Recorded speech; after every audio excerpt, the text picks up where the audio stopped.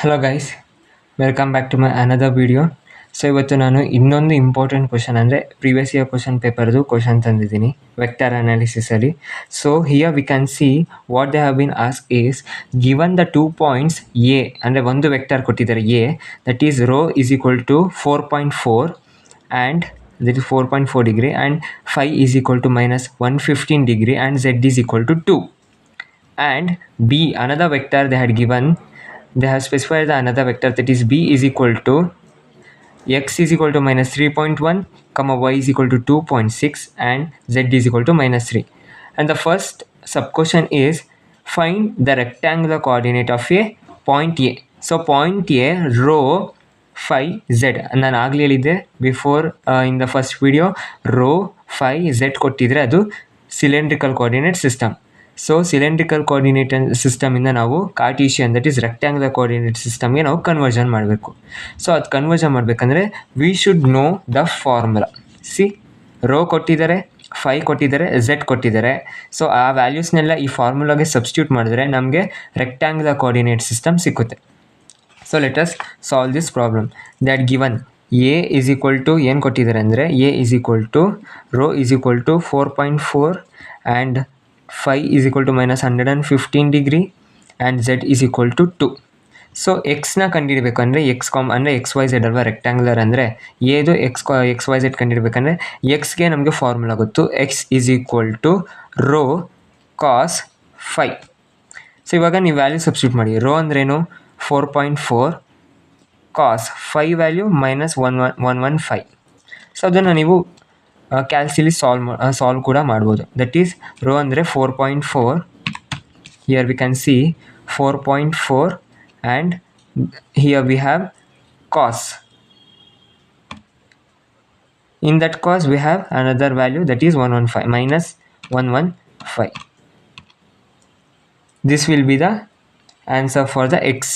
So ನಮಗೆ X naught value ಸಿಕ್ತು minus 1.859, that is 1.8595. This is the value for the X component. Next Y value ಕಂಡುಹಿಡಬೇಕು. So we have the formula rho sine phi. Rho here we have the 4.4 and sine of minus 115. So we are going to get y value as, here we can see 4.4 sine of minus 115. This will be obtained as y as minus 3.9877.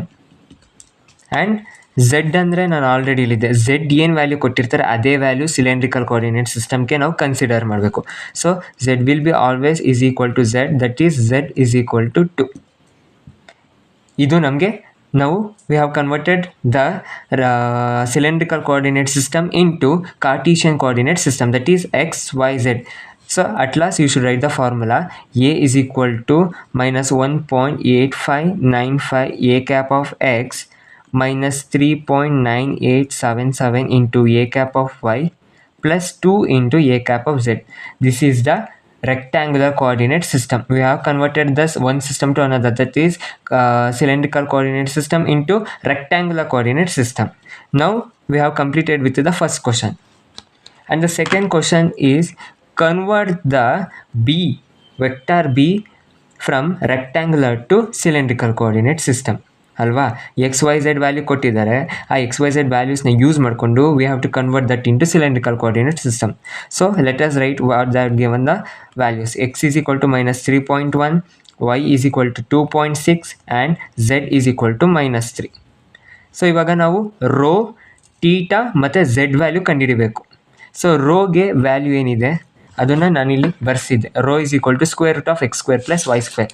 I will write here square root of x square plus y square, and next phi is equal to tan inverse of y divided by x, and z will be always is equal to z. So these are the formulas required to convert from rectangular coordinate system into cylindrical coordinate system.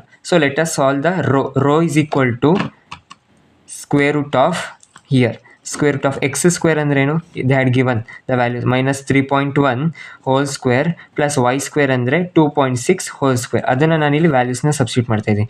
That is minus 3.1 whole square plus 2.6 whole square. Sorry, 2.6 whole square. So rho value ನಮ್ಗೆ ಏನು ಬಂತು, 4.0459. ಅದನ್ನು ಇಲ್ಲಿ ಬರ್ಕೊಳ್ಳಿ. Rho is equal to 4.0459. 4.0459. And next phi value is equal to tan inverse y ಅಂದ್ರೇನು, 2.6 divided by x ಅಂದರೆ minus 3.1. So ಇಲ್ಲಿ ನೀವೇನು ಮಾಡಬೇಕು, ಟ್ಯಾನ್ ಇನ್ವರ್ಸ್ ಅಲ್ವಾ, ಶಿಫ್ಟ್ ಟ್ಯಾನ್ ಇನ್ವರ್ಸ್ ಬಂತು. ವೈ ವ್ಯಾಲ್ಯೂ ಅಂದ್ರೇನು 2.6 ಅಂದರೆ 2.6 ಡಿವೈಡೆಡ್ ಬೈ ಏನು ಕೊಟ್ಟಿದ್ದಾರೆ, ಮೈನಸ್ 3.1. ಮೈನಸ್ 3.1. ಸೊ 39.9868 ಡಿಗ್ರಿ ಬಂತು. Rho is equal to this many and phi is equal to 39.9868 minus 39.9868 degree. This is the value associated with the phi. And ನಾನು already ಹೇಳಿದೆ, cylindrical coordinate ಸಿಸ್ಟಮಲ್ಲಿ Z ಏನು value ಕೊಟ್ಟಿರ್ತಾರೆ ಅದೇ value ನಾವಿಲ್ಲಿ ಬರ್ಕೋಬೇಕು. That is minus 3.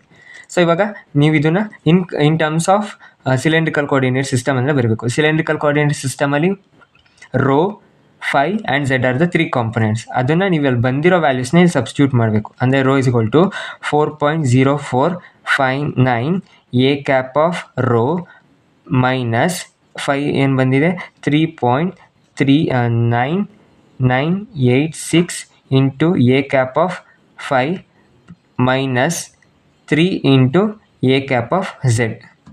So this is the conversion from rectangular coordinate system into spherical coordinate cylindrical coordinate system. Now they had asked another sub question, that is the distance between A and B.